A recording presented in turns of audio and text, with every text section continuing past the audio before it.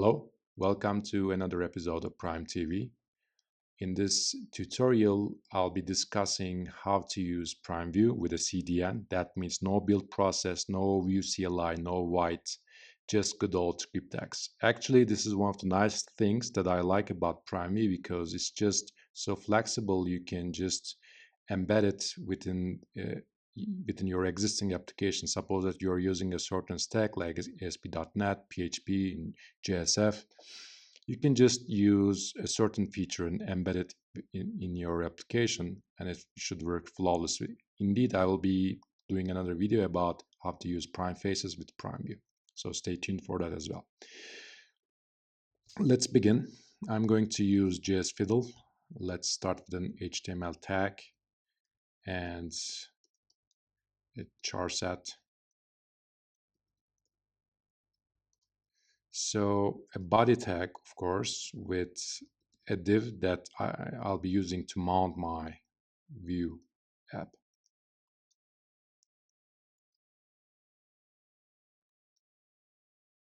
The Vue and PrimeVue are hosted at Unpack. That's our CDN.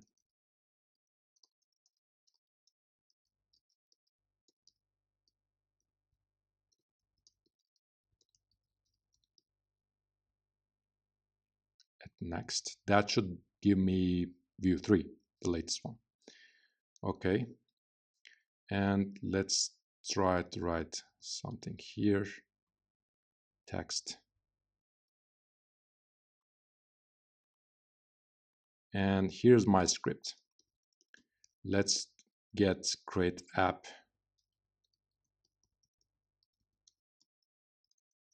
from Vue. You know that when you're using Vue CLI or with the modules, you need to get it like import create app from Vue. But now, since we're in the browser, Vue is the global instance, so we're getting create app by an assignment.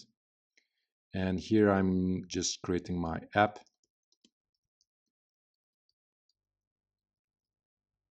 Of course, we will have a setup function.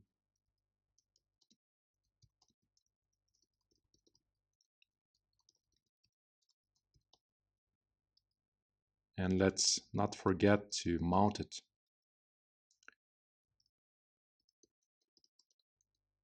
To that div. Let me just do an overview. It looks good. Let's run it. I should see a PrimeVue text. That's working. Now let's actually add PrimeVue, right? For that, let's go to the PrimeVue website. Here with the script tag, I need to have, with the build process like a Vue CLI white, we can import CSS. One second.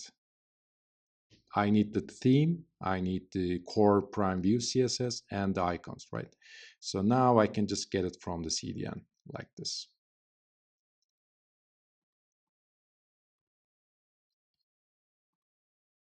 Okay. Or I can just use the link tags. There's a small typo at the time of creating this video. There's a small S, which I will be fixing right after creating this video. Okay, I get the Saga Blue theme, also the Vue CSS, PrimeVue CSS, and my icons. Now let's move Vue here, and now time has come to add PrimeVue with a script tag. Every component, that when you're using with Vue CLI, the white build with let's say any build that has a Vue loader or something similar. When you have modules, you can import every component individually, so that once you get an input text, you just get input text. This is the same here.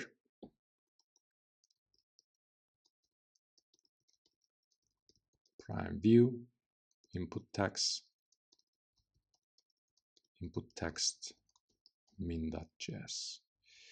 Okay, Now I should define it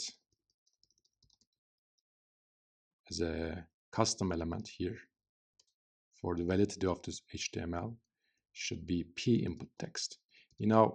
Here I'm going to use the kebab case, and I can get input text from PrimeVue. This is just like view as a global variable. PrimeVue also has a global variable, and its name is PrimeVue, lowercase. Okay, I've just defined and registered my input text component, and let's use it here. P input text, and the V model is text. And of course, since I'm going to using a reactive variable, I should just use ref as well and make it reactive. Okay, what did we do? We've just imported the CSS of PrimeVue, imported the PrimeVue input text, and just converted the text to a reactive variable. Looks good. Okay, let me just add some padding.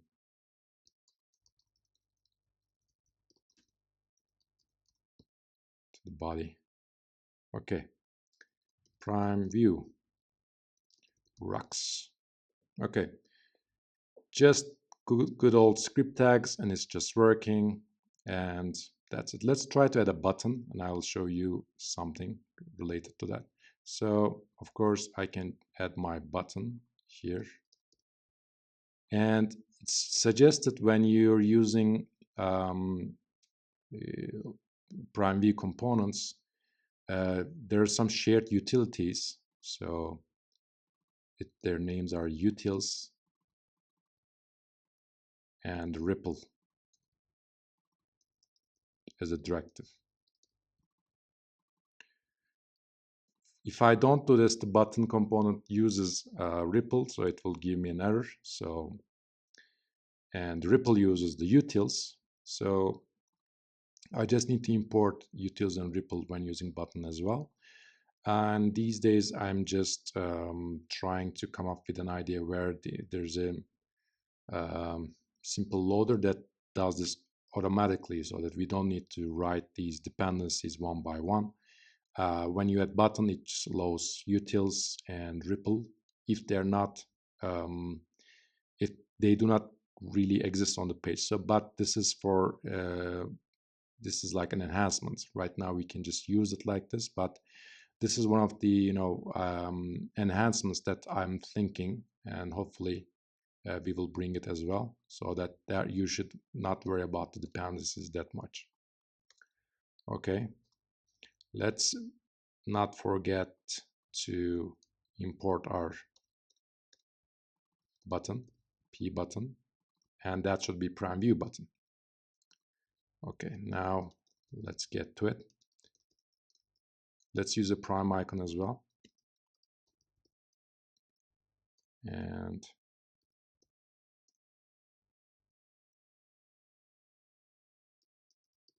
let's call upper. So we will just going to make it an uppercase.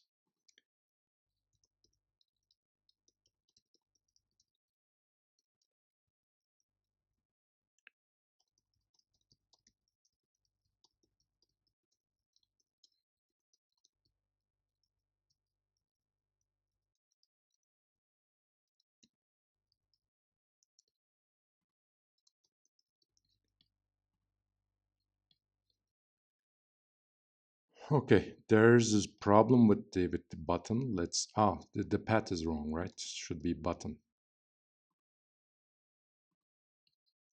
Okay, PrimeVue. Let's click it, and it becomes upper. So events are working. So it's just almost the same, but since we are we are writing in the browser, we should use the camel case, custom elements, and instead of we should use the kebab case, but on the showcase, since the showcase examples of PrimeVue are using Vue CLI or the module builds, we're usually using the camel case. But right now, when using it with CDN, you should stick to kebab case. That means row select. So I use dashes whenever you need to change the case instead of row select or something. Okay, I think that's it. In the next tutorial, I'll be creating a PrimeVue data table with CDN, where I'll be just consuming a REST API and then send that data, select a row from that data table and send it to the PrimeFace's Java method. And then the Java method will get that data and display it in a PrimeFace's graph so that two worlds will collide very soon. Stay tuned. Okay, thank you. I hope this example was quite useful and it's quite interesting to use PrimeVue with no node, no npm, just script tags. You can just use this approach to embed PrimeVue and Vue to your existing application at some certain section of your application, or you can just use it when you're learning Vue and PrimeVue. Okay, thank you very much and see you on the next one. Bye-bye.